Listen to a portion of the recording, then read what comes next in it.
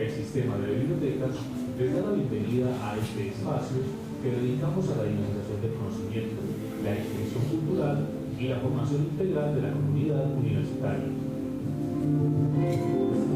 Síganos en @UdeaBibliotecas en Twitter, en nuestra página en Facebook, Sistema de Bibliotecas de la Universidad de Antioquia, y visiten nuestro portal web bibliotecas.udea.edu.co para mantenerse permanentemente informado acerca de nuestra programación académico-cultural y de las novedades de nuestros recursos y servicios de información. Las actividades académico-culturales transmitidas por streaming pueden verlas desde cualquier lugar del mundo a través de las páginas web bibliotecas.udea.edu.co y livestream.com/udeasala2. En esta última, además, queda alojada temporalmente la grabación del evento para quienes deseen verlo posteriormente. Recuerde que en nuestras bibliotecas y auditorios no está permitido fumar y consumir alimentos y bebidas. Agradecemos mantener un tono de voz moderado, así como activar el modo silencioso a su teléfono celular y demás equipos electrónicos. Gracias por su atención. Les esperamos en una próxima oportunidad. Sistema de Bibliotecas. Somos el alma de la universidad.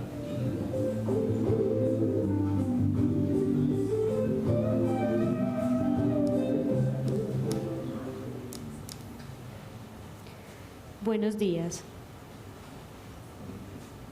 Complacidos por su compañía, les damos la bienvenida a esta sesión del Día del Investigador, programa del Sistema de Bibliotecas que nos permite conocer cercana y personalmente a los más destacados científicos de nuestra alma mater y del país. Un espacio también para reconocer que la investigación es una verdadera opción de vida para la vida. Hoy hablaremos de las anécdotas personales del físico Boris Ángelo Rodríguez Rey, magíster en física de la Universidad Nacional de Colombia y doctor en física de la Universidad de Antioquia. Actualmente lidera el grupo de investigación en fundamentos y enseñanza de la física y los sistemas dinámicos de nuestra alma mater y recibió la distinción a la excelencia docente 2017. Mientras Boris Rodríguez enseña los fundamentos de la ciencia, ilustra con su ejemplo lo que significa ser un científico. Dicta cursos en los pregrados de física y astronomía y al mismo tiempo acompaña a los estudiantes de sus trabajos de grado, de pregrado, maestría y doctorado. El historiador Eduardo Domínguez Gómez será el entrevistador de Rodríguez Rey. Él es magíster en Historia, profesor de la Facultad de Comunicaciones y dirigió por varios años el grupo de investigación en Comunicación, Periodismo y Sociedad de la misma facultad. Además de docente, actualmente es miembro de la Academia Antioqueña de Historia y fue presentador por más de 9 años del programa de televisión La Fuerza de los Argumentos de nuestra universidad. Damos comienzo a esta conversación. Bienvenidos. Bueno, señores, muy buenos días. Muchas gracias por acompañarnos. Me presentaron, cuando me mandaron a mí el nombre del profesor, yo dije, este es un ser internacional porque tiene el nombre de Boris, que es como ruso. Ángelo es italiano, sí. Rodríguez es santanderiano y Rey es boyacense. Parece que es una buena combinación. Y parezco chino. Bueno, Boris, nosotros estamos... el cometido de este programa siempre es la búsqueda de, primero, que el estudiantado sepa que los investigadores de nuestra universidad son seres de carne y hueso, que todos tenemos la misma materia prima, ninguno tiene el ombligo más arriba. No, la sangre es roja. Sí, la sangre es roja. Muy bien, entonces vamos hablando de la vida diaria. ¿Cómo llega un Rolo a Medellín y tiene éxito? Esa pregunta es buenísima porque mira que yo llego a Medellín a establecerme definitivamente a finales del año 94, en octubre del año 94. Sin embargo, ya había venido a Medellín por uno de los hobbies de la vida. Yo soy, mi nombre me marcó, terminé siendo ajedrecista. Y por Boris Pasternak. Por Boris Spassky. Spassky. El campeón mundial. Sí, Spassky. Y y resulta que el ajedrez antioqueño es la escuela más fuerte del país. Entonces, cuando en mi formación como ajedrecista, mis rivales a vencer eran los jugadores antioqueños y jugamos muchos torneos aquí en Antioquia. Entonces yo ya conocía a Medellín, había venido varias veces a torneos, pero finalizando mi carrera de física, azares de la vida, o sea, esos son puros azares de la vida porque uno no tiene programado nada de eso. Un profesor con el que yo había trabajado en Bogotá, que era extranjero, es un profesor cubano, se vincula a la Universidad Nacional, resulta que en Bogotá no lo quieren, o sea, no reciben a ese profesor allá en Bogotá, y el profesor termina aquí en Medellín, en la Nacional de Medellín. Y entonces él se encuentra conmigo y me dice, con acento cubano, Boris, vente a trabajar conmigo en la maestría. Y termino yo aquí a finales del año 94 empezando a hacer la maestría con mi profesor. Y eso del éxito es relativo, porque tengo, ¿cierto?, en este momento pues familia paisa, suegros y todas esas cuestiones paisas, y eso es muy difícil. ¿Qué es lo más difícil? ¿Aprender a comer bandeja? No, la bandeja es fácil.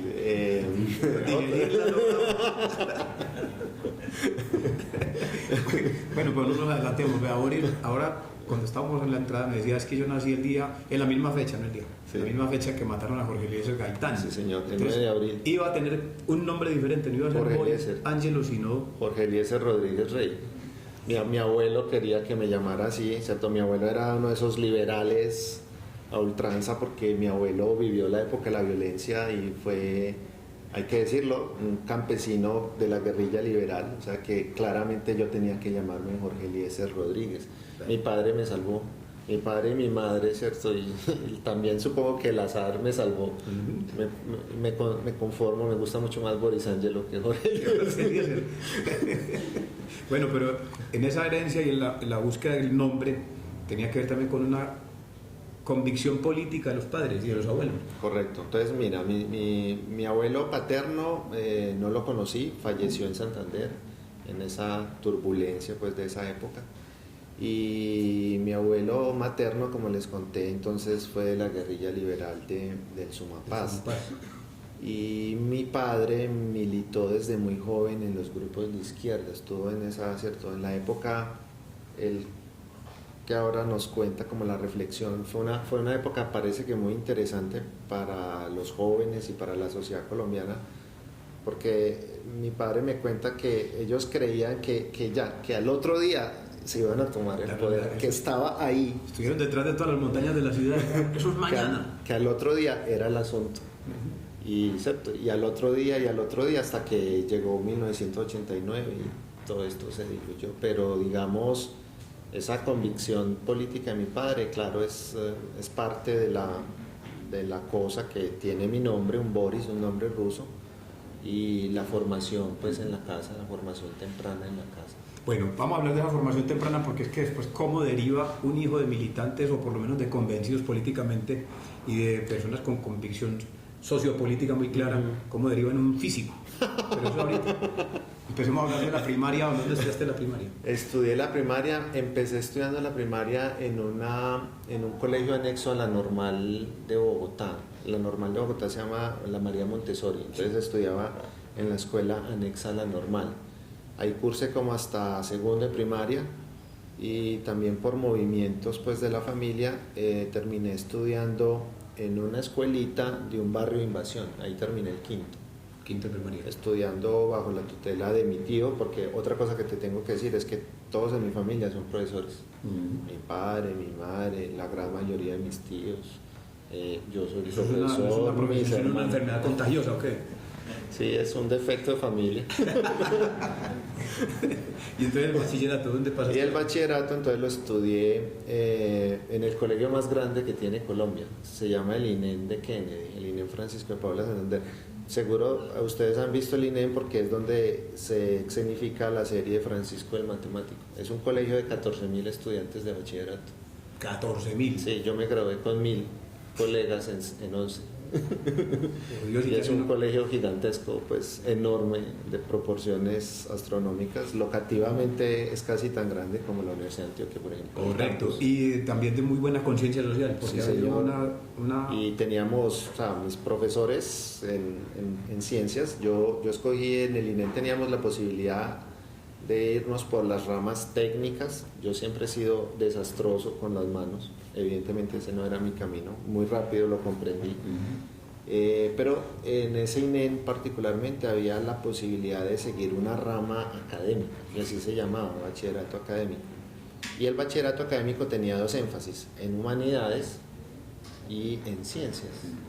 Y entonces yo voy por el bachillerato académico de ciencias, y te debo decir que mis profesores y, por ejemplo, los laboratorios del INEN eran muy buenos, comparables, por ejemplo, a los que después vi en la Universidad Nacional en Bogotá. O sea, realmente un colegio muy bien dotado. Y entonces la vocación por el área científica era por impedimento manual. Sí, prácticamente, o sea, uno como, no sé por qué, ¿cierto? Desde muy muchacho rápidamente me di cuenta de que para los asuntos prácticos de la vida no iba a servir y que me iba mucho mejor, ¿cierto? Con las ideas. Y por ejemplo tengo anécdotas muy curiosas. Yo tengo del INEN un diploma, todavía lo conservo, en el que me da el premio de ciencias, el premio en la Feria de la Ciencia, por mis trabajos en relatividad general. ¿En qué año? Por ahí como en 1988. Estabas hacia el noveno, hacia el décimo once. Y es una anécdota muy chistosa porque, por ejemplo, los estudiantes de física saben que el premio Nobel de Albert Einstein no se lo dieron por la relatividad general. A mí sí me dieron un diploma por relatividad general. Del INEN con 14.000. O sea que Y si usted se pone a ver yo qué hice para ganarme ese premio, fue echar carreta.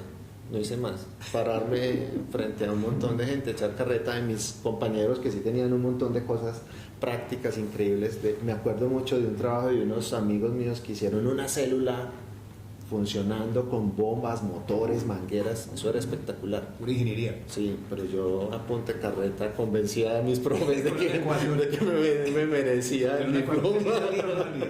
¿La ecuación salía o no salía? Claro, yo, ¿cierto? Boleábamos ecuaciones, echábamos carreta y... No era una impostura intelectual. Pues, como No. Bueno, en ese tiempo de bachillerato, ¿cómo es ese diálogo con los padres? Porque, hombre, un papá que tiene orientación política, una mamá que tiene herencia comunista, y el hijo va hablando de la relatividad general. No, era muy fácil porque dentro de las, digamos, formaciones de mi padre también no solamente era un comunista, llamémoslo así, un marxista social, sino que también era un hombre con inclinaciones científicas. Por ejemplo, había estudiado matemáticas, había estudiado ingeniería. Es un hombre muy disciplinado, es de los autodidactas más impresionantes que yo he visto en mi vida. Es capaz de acercarse a cualquier tema prácticamente él solo, desde la lectura. ¿Tuviste buena compañía ahí en esos Sí, puntos? por ejemplo, o sea, una imagen muy recurrente de mi niñez es yo jugando con mis hermanos y mi padre estudiando 6 horas, 7 horas, 8 horas. Era impresionante, digamos, esa imagen de mi padre estudiando. Entonces él, cierto, de alguna manera no fue contraproducente, o no hubo contradicción con esto, estudiar física. Y mi padre se empieza a ganar la vida en Bogotá siendo profesor de física y matemáticas en bachillerato. En bachillerato. Él se ganaba la vida así al comienzo. De hecho, así conoce a mi madre en un colegio, se conocen ellos dos. Nazco yo. Y ya después mi padre es profesor del distrito. O sea, ¿La conoció en un colegio a ella como estudiante o como profesora también? Porque la imagen le dijiste. Como secretaria. Ya. Era la secretaria del colegio. Entonces, y como que era un don Juan. Bueno, sigue siendo un don Juan el viejo. O sea que en tu casa, ¿cuántos hijos y otros cuantos por otro municipio? Sí, hay historias que mejor no contamos aquí. Bueno, ese acceso a la física, hombre, es que una persona con una formación política, con toda la claridad acerca de que el cambio social, que la revolución viene mañana, no consideraba descarriado el hijo estudiando física. No lo considero, y realmente, digamos, si ya algo de lo que tengo claro hoy en día ya como profesor de estudiantes de ciencia, estudiantes de física, de astronomía, de biología, es que en el contexto global, por supuesto, pero particularmente en el contexto nacional, en esta Colombia, un científico que no sea capaz de darse cuenta de en qué país está, pues es una mente que de alguna manera tambalea, porque esa ciencia tiene que hacerlo pensar y reflexionar de qué realidad es la que está viviendo, y tiene que ser, digamos, cierto, absolutamente claro y consciente de esas realidades para mantener posturas críticas como ciudadano, por ejemplo. Bueno, vamos a hablar de dos cosas. Una, el título de la tesis con la que se graduó en la Javeriana es todo un argumento. En la Nacional, sí. Es todo un argumento. En la Javeriana no me hubieran aceptado. No hubieran aceptado. Más ateo que un berraco. De hecho, no soy bautizado aquí donde me ves. Entonces, la abuela me persiguió para bautizarme, ¿cierto? De hecho, estaba muy grande yo. La abuela, antes de morirse, todavía insistía en que me bautizara. Pues yo ya estaba muy grande, pues sí, tenía muy claro el problema. Claro. Y ahora de ahora en adelante seguimos diciéndole el innombrado. Sí. ¿Por qué esa tesis? Porque es que me interesa que hablemos de eso, es por la connotación que trae la palabra cuántico entre nosotros. Sí, entonces todas mis tesis, tanto la de pregrado como la maestría como la de doctorado, son innombrables porque es una frase muy larga, ¿cierto? Eso parece un párrafo entero. Pero todas tienen en común que son sobre asuntos cuánticos. O sea, desde el pregrado estoy trabajando en asuntos cuánticos y, digamos, hoy en día es una preocupación para mí como profesional de la física, como académico, el asunto de la mecánica cuántica. Correcto. Ese es un saber que se inaugura en el siglo XIX y sin embargo hasta el XXI no hemos sabido qué es. Los seres de carne y hueso que estamos aquí creemos que la física cuántica trata de algo así como de pispirispis. Las cosas que nadie ve y cree que existen. Cosas mágicas y misteriosas. Eso. La historia de la teoría cuántica, por ejemplo, o sea, en la física todo tiene un desarrollo, ¿cierto? Histórico complicado. Se puede rastrear desde la física del siglo XIX, pero digamos la teoría cuántica como la conocemos hoy en día, digamos, se inaugura en el siglo XX, en el primer cuarto del siglo XX, 1925, digamos. Si uno fuera como un historiador y pudiera poner una fecha, diría que la teoría cuántica empieza en 1925. Entonces llevamos menos de 100 años, ¿cierto?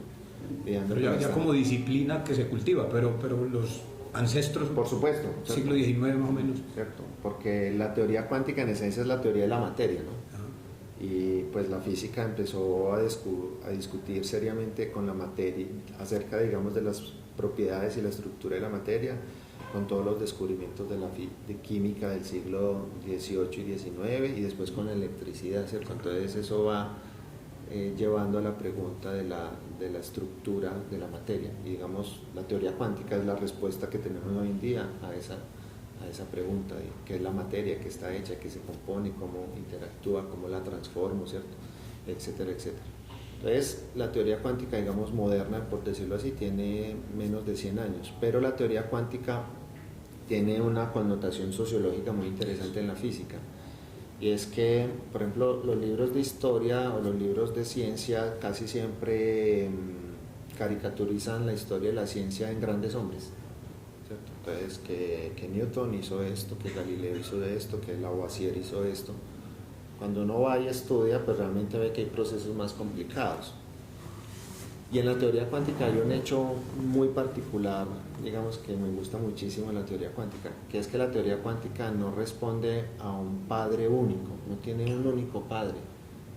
Es la primera teoría que yo he visto que tiene una multiplicidad tan grande. O sea, el problema es tan abrumador, el problema de la teoría cuántica es tan abrumador que muchísimos físicos de esa época participaron en su creación. Entonces uno no puede decir, pues, la teoría cuántica es de este o de aquel. Tiene un montón de padres, y padres que después denostaron de su hijo y no lo quisieron. O sea, que es una historia sociológica e históricamente muy interesante. Bueno, ¿y cuál es la diferencia esencial? Dice uno, pues no es una palabra que en física se admita, pero ¿en qué cambia el modelo de la física tradicional de la materia, las teorías tradicionales de la materia en relación con la teoría cuántica de la materia. Ahí Yo le dije, bueno, ¿cómo nos ayuda a comprender el mundo? Porque uno dice, bueno, la física tradicional le dice que un objeto es un objeto y que ahí está. Y en la cuántica el objeto se desaparece, ¿no? No se desaparece, pero la física cuántica hace la pregunta de cuáles son las propiedades por las cuales usted cree que ese objeto está ahí. Eso. Y la física cuántica sí lleva unas respuestas muy extrañas, o sea, prácticamente por fuera del sentido común. Y yo creo que esa es la dificultad histórica que tenemos justamente con la teoría cuántica. Entonces, no es que el objeto se desaparezca, sino que la pregunta que se hace la física cuántica, ¿usted qué necesita para definir, ¿cierto? Para estar seguros? Eso puede ser un ejercicio de filosofía griega. ¿Yo qué necesito definir en este objeto para garantizar que su existencia, ¿cierto?, la puedo dar por cierta durante este tiempo, mientras tú y yo estamos hablando, ¿cierto? Yo estoy mirando el vaso con agua. Entonces la física cuántica se hace esa pregunta, y digamos lo que yo aprendí de física cuántica es que la física cuántica pone el interrogante en eso. O sea, la física cuántica no asume simplemente de que los objetos tienen propiedades, sino que cómo determino yo esas propiedades, y ahí pasan cosas muy extrañas. Cosas extrañas que, por ejemplo, tú lo mismo lo comentabas, hoy en día hacen que la física cuántica, por ejemplo, sea una moda espiritual. ¿Sí? Porque con ese lenguaje tan vago que a veces podemos usar, ¿cierto?, los profesores de física, los divulgadores de la ciencia, pues es fácilmente hacer afirmaciones como, por ejemplo, que la física cuántica va a resolver mis problemas personales, ¿no? Y eso no es cierto. O sea, la física cuántica no resuelve tus problemas personales. Y hay gente que todavía está esperando que la física cuántica les permita atravesar ese muro sin pasar la puerta. Sí, se va a diluir y al otro día al otro lado se configura. Sí, o encontrar la mujer perfecta, ¿cierto?, al otro bajando las escaleras, saliendo del apartamento. Claramente no, la física cuántica no les va a ayudar con eso. Bueno, ese tema está muy serio, hombre. ¿Cómo vive un físico que desde el primer momento está dedicado a la física, mirando las estrellas, encerrado en un laboratorio, haciendo matemáticas todo el día? No bebe, no camina, no, por supuesto. No monta en bicicleta, nada. Mi mujer quiere que monte en bicicleta. Yo no me dejo mucho, no, me gusta mucho la bicicleta, pero soy como medio perezosito.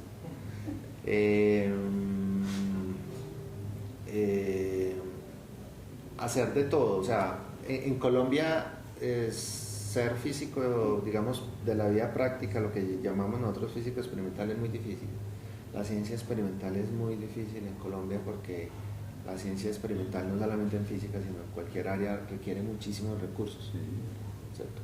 Ya sabemos que no tenemos recursos. Entonces, la mayoría, por ejemplo, de los físicos nos educamos en Colombia como, o sea, nosotros nos ponemos un mote que somos físicos teóricos, es decir, físicos de papel, físicos ¿cierto?, contemplativos, físicos contemplativos. Pero, digamos, con el desarrollo de la vida me he dado cuenta que tenemos que tratar y luchar y bregar, ¿cierto?, porque esa contemplación se vuelva también ciencia experimental, o sea, también porque en eso sí hay que ser claros. Tú puedes tener las ideas más maravillosas y geniales del mundo, pero si la naturaleza no te las verifica, estás muerto. Queda uno como el incomprendido de la vida, que no me entendieron.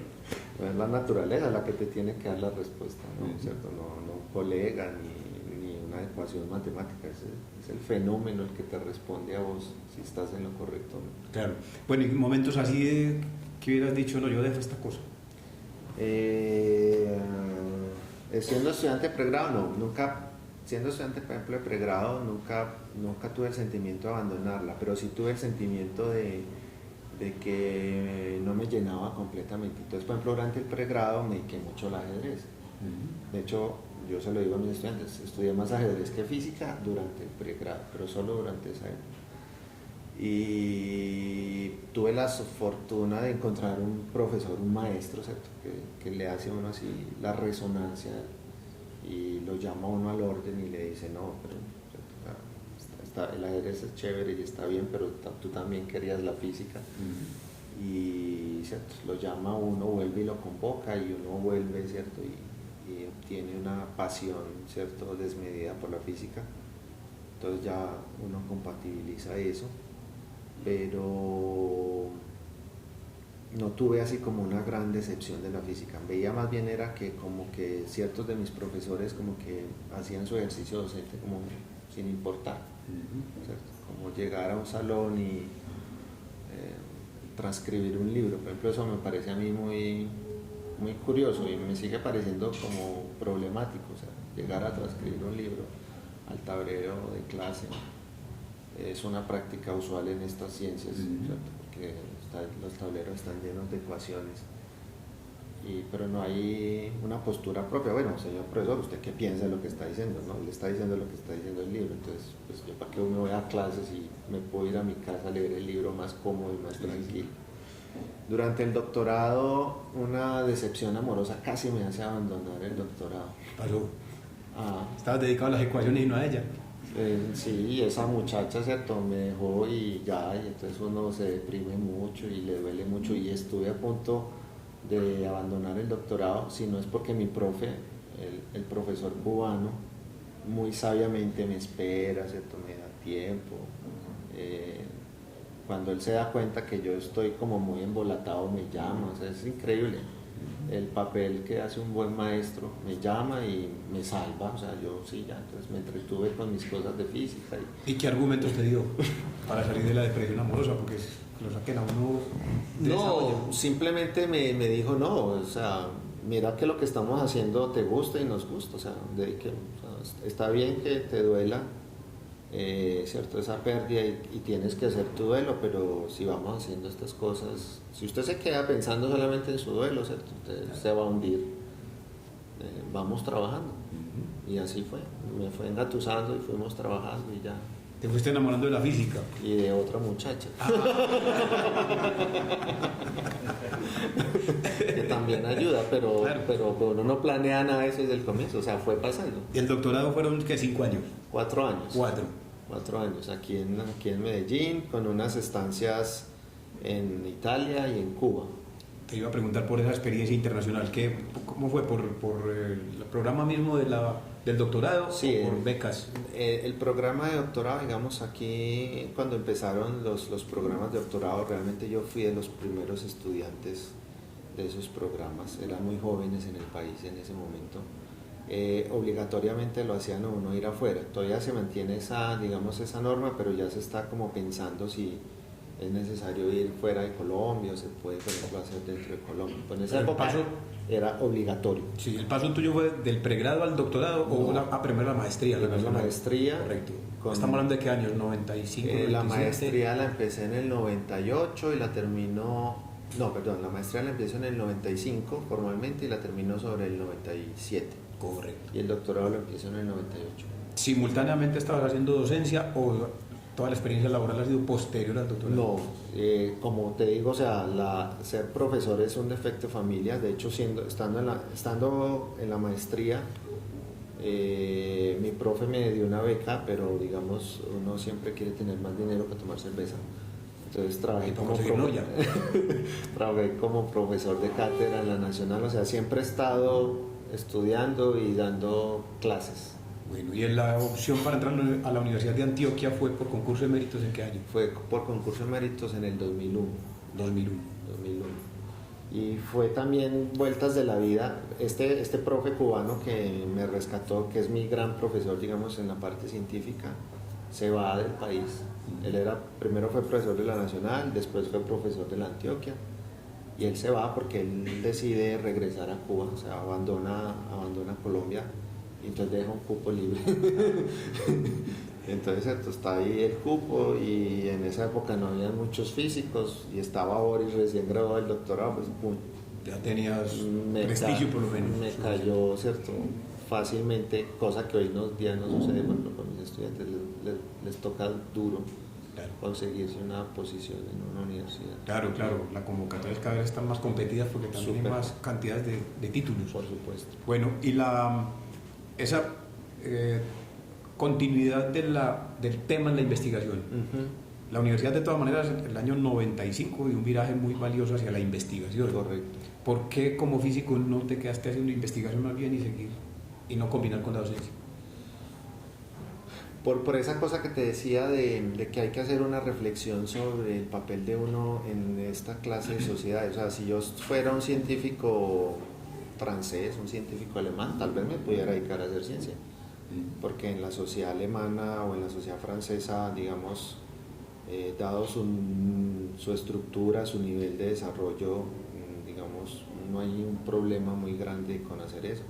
Pues resulta que estamos en una sociedad, Eduardo, en donde nuestros conciudadanos son profundamente analfabetas científicos, acientíficos. Sí. O sea, hay un desconocimiento, digamos, no solamente del lenguaje de la ciencia, sino, digamos, de la forma racional de operar sobre el mundo. Nuestros conciudadanos todavía siguen operando mágicamente sobre el mundo. Y las élites gobernantes que tenemos no solamente son analfabetas científicas, sino que son contracientíficas. Las élites científicas que tiene, anticientíficas, las élites científicas que tiene Colombia son profundamente anticientíficas. Y eso se nota en la historia de Colombia, ¿cierto? Desde José Celestino Mutis. Pareciera que en Colombia, ¿cierto?, las élites gobernantes tuvieran ese llamado español de la época de la dictadura de no era la inteligencia, ¿cierto?, el que le gritaron a Unamuno. Entonces, el papel como científico colombiano no se puede quedar en hacer investigación. O sea, un científico colombiano, si quiere solo hacer investigación, está en una burbuja ideal que no comprende la realidad de este país. Entonces, cuando uno se pregunta, bueno, entonces, ¿cómo contribuye socialmente un científico? Pues educando. Educando. Sí, pero cuando los políticos y los administradores de Estado dicen hay que hacer investigación pertinente, ¿qué hacen con un físico? Es que pertinencia de la investigación es para que sí, una teoría cuántica. Sí, por supuesto. Yo he aprendido, y lo voy a confesar sin ninguna vergüenza, a mentirles a esos burócratas de la administración científica. Si me están escuchando, ya saben que el profesor Boris les miente, porque yo digo que es muy pertinente, que es muy importante, que eso va a desarrollar la tecnología, que eso va a hacer, que va a hacer mil maravillas, y no estoy mintiendo tanto. El problema es que eso se va a desarrollar en otros países, no aquí, ¿cierto? Porque, o sea, usted miente en relación con la realidad circunstancial, pero digamos que a largo plazo va a ser una verdad. Por supuesto, va a ser una verdad. No soy tan mentiroso. Y entonces les hablo esas palabras bonitas que quieren escuchar los burócratas de la ciencia, muy pertinente, ¿cierto?, muy actual, que resuelve problemas muy importantes del país. Y en los felices casos, porque no son siempre, ¿cierto?, es como una lotería que le aprueban a uno un proyecto de investigación, pues nos ponemos a investigar con los muchachos lo que queremos, los problemas nuestros. Correcto. Entonces, en la docencia en este momento en el instituto, sí es posible combinar.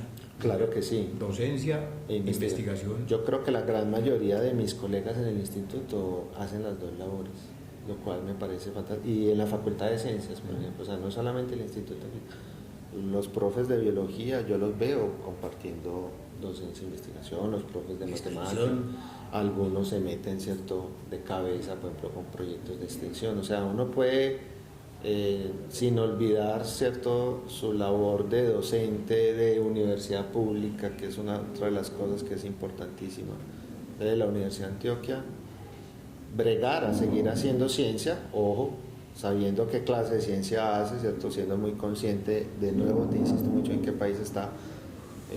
Uno como físico no puede creer que está en Harvard o en el MIT haciendo física, ¿no? Nosotros hacemos física desde la Universidad de Antioquia. Correcto. Bueno, y hablando del contexto y pasando de ese físico científico que no se puede encerrar, sino que tiene que mirar la realidad, ¿qué piensa un físico cuántico acerca de las negociaciones de paz? Pues podemos empezar por lo básico. O sea, por ejemplo, yo y en mi familia prácticamente todos votamos por el sí. Y a las 5 de la tarde de ese día estábamos deprimidos. Estábamos deprimidos. Tuve conversaciones muy duras, porque aquí en Antioquia, ¿cierto?, ustedes saben, y la gente de la Universidad de Antioquia lo discutió mucho, Antioquia fue la promotora del no y el no ganó, fue porque Antioquia votó no. Tuve discusiones muy duras con la siguiente crueldad, entre paréntesis, es que el director máximo del no es egresado nuestro también. Sí, por supuesto, de derecho, sí. Eso no se me olvida, ¿cierto? Y lo tengo siempre muy, muy presente. Y digamos, sí, nos dio duro, pero digamos, claramente Colombia tiene que sanar eso, o sea, la paz tiene que ser un propósito de los ciudadanos y tenemos que jugárnosla, porque si somos capaces de aprovechar este momento, ¿cierto?, las coyunturas políticas que emerjan, somos tal vez capaces de pronto no de cambiar nuestra élite gobernante. Ustedes ya ven, ¿cierto?, los futuros presidentes de Colombia ya están sobre la palestra, ¿cierto?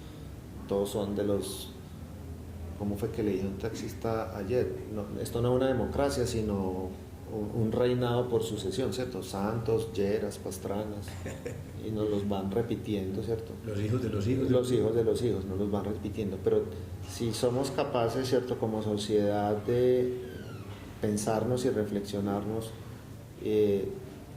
alrededor de esa idea de la paz, tal vez somos capaces, por ejemplo, de movilizar, ¿cierto?, que esas élites gobernantes abandonen ese disfraz, por ejemplo, de antieducación y anticiencia para, o sea, que se definan, ¿cierto? O sea, mira la paradoja, ¿cierto? Santos quiere meternos al OCDE, a los 20 países más desarrollados del mundo, y nuestro presupuesto de ciencia da risa, es un reír, ¿cierto?, en el contexto internacional. El presupuesto y lo acaban de rebajar. Y lo acaban de rebajar, o sea, de la nada le quitaron la mitad de la nada.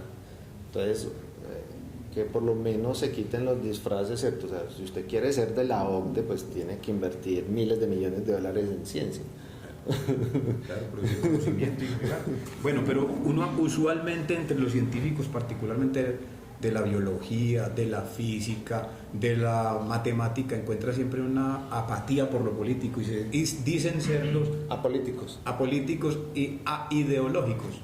Yo a los estudiantes, que tengo varios aquí, me dicen, les he dicho mucho, hombre, esa es la primera postura ideológica, creerse que no es ideológico. Yo también les digo eso a mis estudiantes porque lo aprendí, ¿cierto?, desde muy pequeño.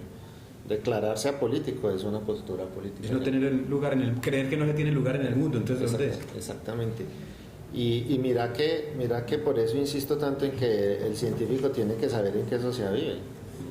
Porque si usted dice que no tiene ninguna postura, por ejemplo, este es un ejemplo que le digo muchos a mis estudiantes, puede terminar coinestando o trabajando con intereses que claramente usted no quería. Y por ejemplo en ciencia es muy común que, por ejemplo, un científico trabaje para la industria militar y mientras trabaja para la industria militar no le preocupa, ¿cierto?, lo que está haciendo, pero después de esa industria militar coge esos conocimientos y hace cosas prácticas con ese conocimiento. O un biólogo, por ejemplo, que trabaja actualmente en una multinacional farmacéutica. Entonces, él puede estar muy contento, muy feliz, está produciendo conocimiento científico, pero después ese conocimiento científico de esa multinacional farmacéutica se va a transformar en artefactos que van a transformar la sociedad. Y la pregunta que tiene que hacerse es ¿cómo?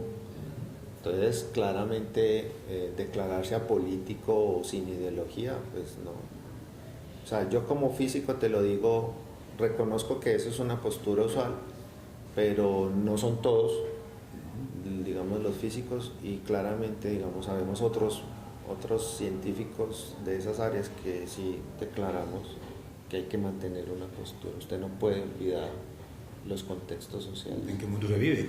Bueno, y antes de darles la palabra para que pregunten o comenten o tiren tomates si quieren, espero que no los haya dejado entrar allí. Hablemos un poco de las distinciones. En la hoja de vida yo encuentro una cantidad de distinciones, entonces pregunté de inmediato, bueno, ¿este es un genio que saca un premio cada año o es que está en grupos donde el grupo tiene premios cada año? Bueno, esa pregunta es muy buena porque habla de la forma moderna de hacer ciencia. Yo te conté la historia de la teoría cuántica, es un grupo muy grande de físicos que hacen la teoría cuántica. La ciencia moderna no se hace por personas individuales. Por supuesto que hay personas individuales que siguen marcando el paso, el ritmo, pero incluso esas personas individuales no tienen el tiempo suficiente para desarrollar todas sus ideas.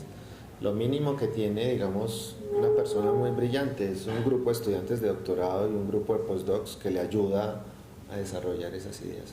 Entonces, cuando tú me preguntaste por esos reconocimientos, realmente no son míos la gran mayoría, ¿cierto? Los míos que dependen solo de mi trabajo son los de mis tesis, como te dije, los reconocimientos a mis producciones propias, pero esos otros reconocimientos que hay ahí son trabajo con mis profesores, por ejemplo, con mis estudiantes, con colegas de otras partes del mundo, ¿cierto? Entonces son reconocimientos a un trabajo colaborativo. Eso. Es que en México un colega historiador que en alguna ocasión escribió un libro que me pareció muy simpático, hablando sobre las costumbres religiosas en México medieval, el título le puso De la santidad a la perversión.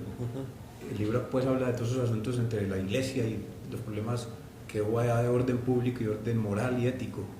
Y esa es la pregunta de los puntos, porque es que a mí me ha parecido que con el decreto que tenemos los profesores que nos rige el 1275 sobre puntajes por publicaciones y por premios, entonces se pasa de la santidad a la perversión. El profesor no investigó, sino que uno de sus estudiantes o del grupo publica un artículo, pero los puntos le van a dar al profesor. Ese es un problema que tenemos que resolver y mira que parte, por ejemplo, de la postura política que debe tener un profesor de ciencias en este momento es justamente eso. Usted tiene que ser capaz de reconocer que si usted no participó en ese trabajo, usted no puede ir a reclamar sueldos, ni puntos, ni premios, ni nada de ese trabajo. Usted tiene que tener eso. Mira que es una postura política y ética. Y llevó incluso a una cosa que hoy se volvió a discutir. La Universidad Nacional acaba de publicar un estudio sociológico sobre los efectos perversos de esos puntajes. Claro. Porque hay profesores que se dedicaron solo a publicar. Entonces le escriben al amigo y al otro amigo, cítame, que yo te cito. Entonces me mandas a la otra. Hoy en día hay como unos, según el último estudio que yo leí, que puede estar equivocado, pueden haber unos 50 profesores universitarios que tienen salarios más altos que los congresistas. Sí. Y digamos, honestamente, ¿cierto? O sea, si esos colegas me están escuchando, yo les digo con toda honestidad, eso es una exabrupto, eso es una barbaridad. Es que no les habría alcanzado la vida para haber publicado lo que dicen haber publicado, los puntos que les dieron, por eso que nunca hicieron. Y hay otra cosa, o sea, por ejemplo, usted compara el salario, o sea, nuestros salarios son, digamos, no son malos, no son del estándar internacional. Te voy a poner un ejemplo, un premio Nobel puede ganar en el MIT $5,000 o $10,000, depende del área. Los salarios se negocian en las universidades norteamericanas. Supongamos que es $10,000, 30 millones de pesos, pero que un profesor universitario gane más que un premio Nobel que trabaja en Harvard. Yo no conozco ningún científico colombiano que tenga la calidad y el trabajo. O que se haya ganado un Nobel. Exactamente, entonces no tiene sentido, es un exabrupto. Sí. Un colega mío, una vez en una de esas discusiones aburridoras de profesores, le respondió al otro: ¿y vos para qué querés más dinero? Para tener una finca. ¿Para qué querés más?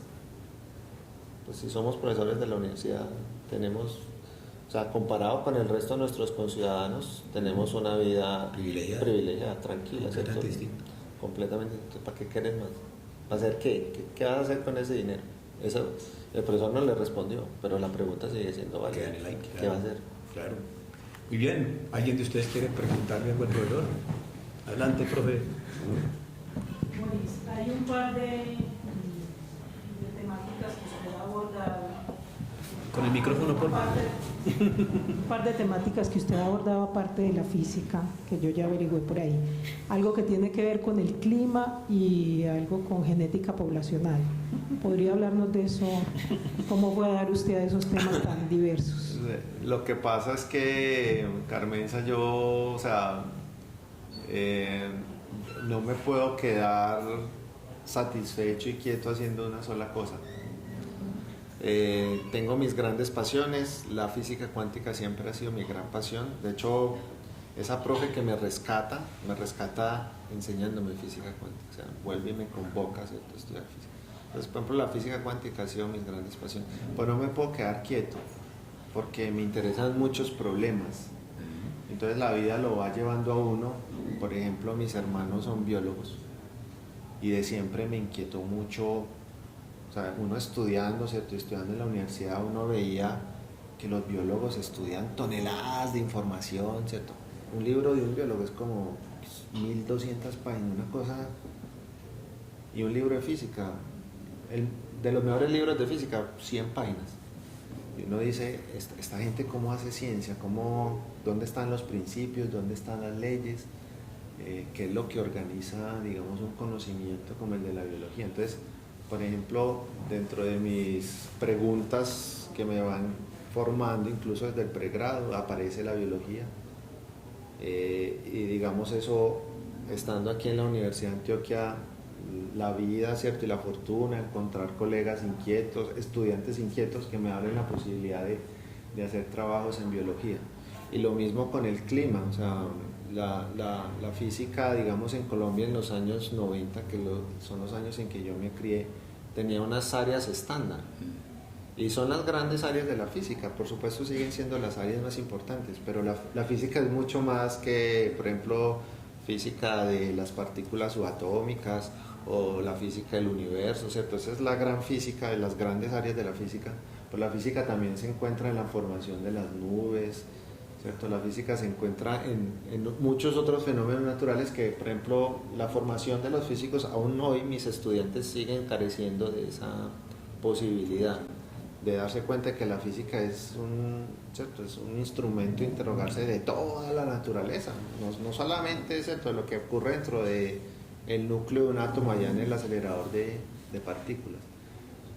Entonces, por ejemplo, mi esposa es una de esas físicas raras que es climatóloga y ella me ha enseñado, yo he estado trabajando con ella en eso, ¿cierto? Porque por simple curiosidad, interés, ¿cierto?, por aprender, por seguir aprendiendo qué es lo que hay allá, qué es lo que me he perdido del mundo por estar concentrado en física cuántica, qué parte del mundo me he perdido. Pues me he perdido como de forma una nube.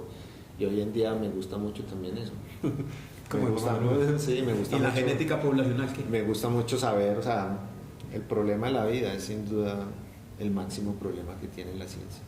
O sea, el máximo problema que tiene la ciencia es entender la vida y, por ejemplo, ¿cierto?, la conciencia humana es un subconjunto del problema de la vida. Entonces, sin lugar a dudas, el problema de cómo se creó el cosmos o qué es lo que ocurre dentro del átomo es muchísimo más simple que el problema de la vida o de por qué estamos hablando nosotros aquí. Entonces, son, ¿cierto?, el devenir, las curiosidades.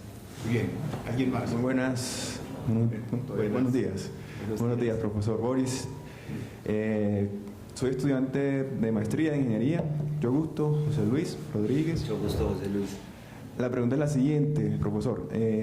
¿Cómo se consigue esa coinonía entre la física, entre la ciencia pura y la parte de ingeniería? O sea, a veces es tan difícil aquí en el país, pero ¿cómo se puede conseguir eso?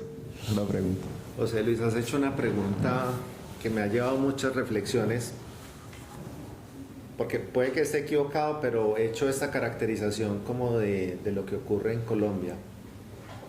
Así como dice esa caracterización de las élites gobernantes, prácticamente las élites empresariales tienen la misma connotación de científica.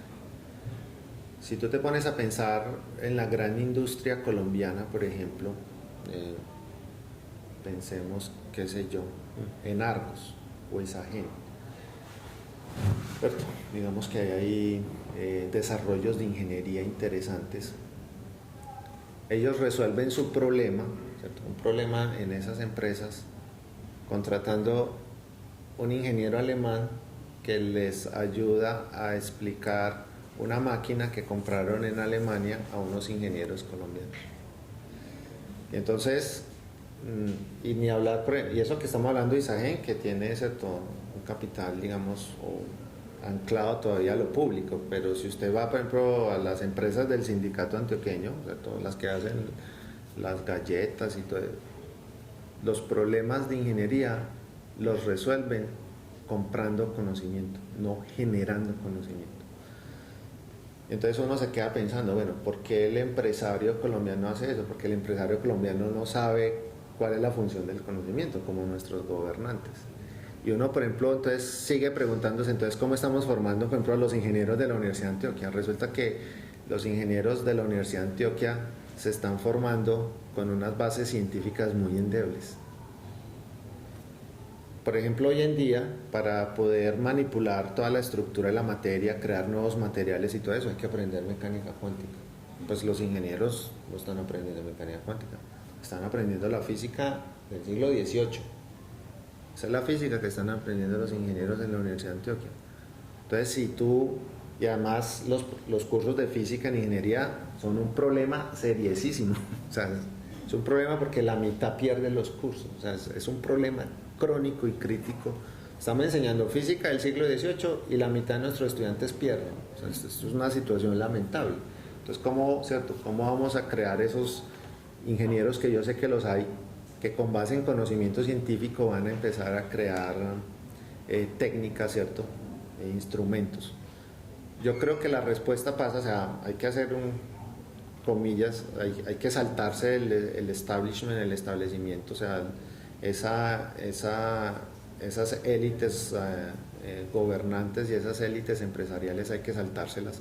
Por fortuna la modernidad ofrece, ¿cierto?, que pequeños innovadores y gente con buenas ideas sea capaz de empezar a desarrollar cosas, se están viendo, pero hay que profundizar, ¿cierto?, ese modelo.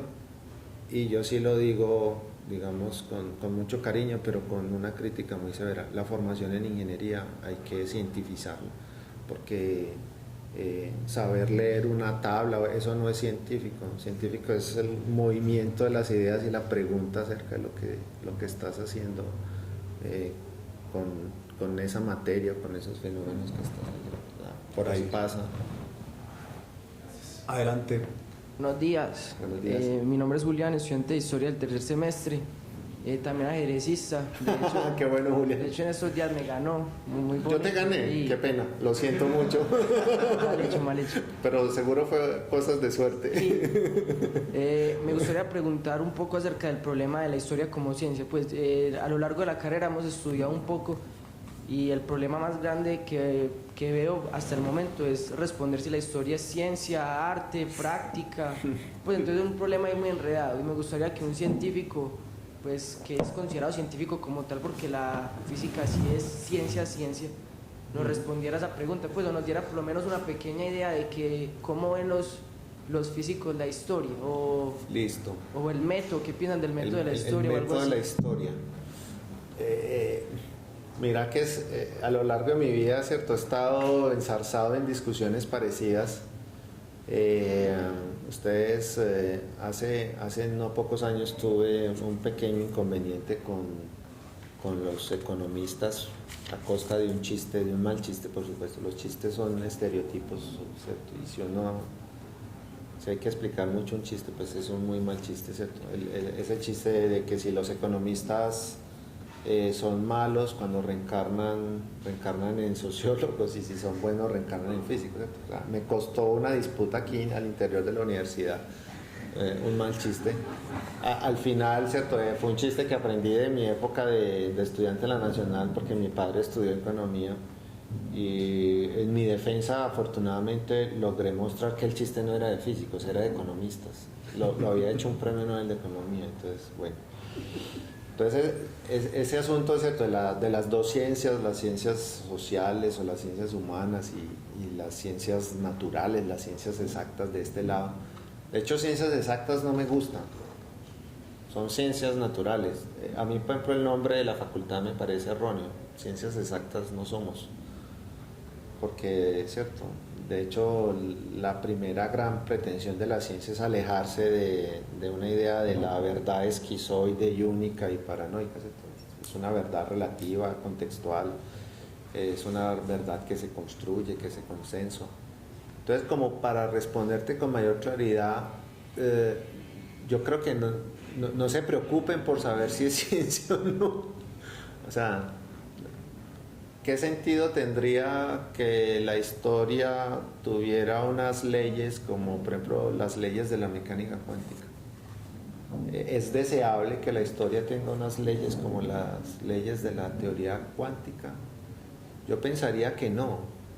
Más bien como disciplina humana, ¿cierto? Disciplina que sí puede estar bajo el signo de lo crítico, por supuesto. ver cómo, ¿cierto?, los métodos de la historia nos sirven para seguir entendiendo, ¿no es cierto? Seguir, ahí sí con García Márquez coincido, ¿cierto?, y con todo, o sea, por ejemplo, soy no un gran conocedor, pero sí conozco la historia de mi país, y conozco la historia científica de mi país, ¿cierto? O sea, desde José Celestino Mutis a los famosos barómetros del sabio Caldas, ¿cierto?, a la fundación, por ejemplo, de la Universidad Nacional por el general Mascachochas, ¿cierto?, en el 69, Tomás Cipriano de Mosquera, ¿cierto?, insigne liberal que hizo la Convención de Río Negro. Entonces, sí creo, ¿cierto?, en la historia como instrumento para seguir conociéndonos y para no olvidar, ¿cierto?, dónde estamos. Yo te diría, o sea, yo sé, porque, ¿cierto?, fui joven como tú y fui estudiante de la universidad, y eso era una pregunta que a todo el mundo le carcomía: ¿somos ciencia o no somos ciencia? Yo te diría en este momento, ¿cierto?, ya después de haber hecho un montón de cosas en mi vida, que no te importe esa pregunta. Esa pregunta no tiene sentido. Declarar que la historia es una ciencia como la física no tiene sentido. Más bien afirmarse como un cuerpo de conocimiento válido, ¿cierto?, con instrumentos y con herramientas útiles para conocernos. ¿Alguien más? Entonces hagamos la última pregunta, que es la del cierre. ¿Qué vamos a hacer entre el 5, 6, 7 y 8 de septiembre nosotros los ateos con un papa aquí? Por fortuna es Pachito I y no Juan Pablo II, ¿no? Entonces Pachito I es un poco más chévere que es argentino y le gusta el fútbol. ¿Cierto? Y sus posturas hasta políticas son un poco diferentes, o sus posturas religiosas un poco más abiertas que las de Ratzinger o Juan Pablo II. ¿Qué vamos a hacer? No, yo voy a seguir dando clase de mecánica cuántica. Vamos a pagar escondidijos a peso, ¿no? No me pienso esconder, no. Soportaré la ola fervorosa con respeto y resignación, como se dice. Y le apoyamos el cisma con respecto a los otros, a Galat y a los otros. Sí. Muy bien, señores, muchas gracias por ustedes, por asistir, el profesor, por acompañarnos en esta charla. Muchas gracias.